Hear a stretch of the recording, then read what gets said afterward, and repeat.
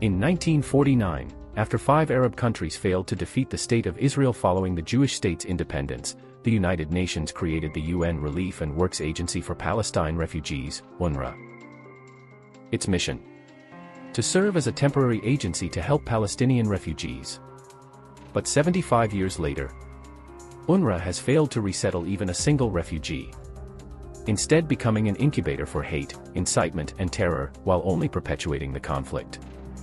Then last week, a number of explosive reports were published, including in the Wall Street Journal and New York Times, bringing to light the full extent of UNRWA complicity in carrying out, aiding and abetting, the mass atrocities of October 7 by Hamas. According to these reports, UNRWA employees infiltrated Israel on October 7 and took direct part in the Hamas attacks. Some were involved in abducting Israelis and holding them hostage in Gaza, while others helped procure weapons and cheered on the attacks. There are those who say, this is just a few bad apples. But reality is, UNRWA has become an indistinguishable and inseparable arm of Hamas. It is not merely a few rotten apples. The entire organization is rotten to the core, where at least 10% of UNRWA's Gaza staff, some 1,200 employees, have direct links to Hamas or Islamic Jihad terror groups.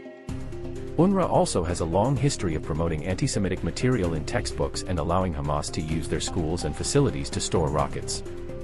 In response to these disturbing revelations, at least 20 countries, including the United States, the UK, Germany, France, Sweden, and others, have now suspended funding to UNRWA. That the people of Gaza need assistance is not in dispute. However, UNRWA is part of the problem, not the solution.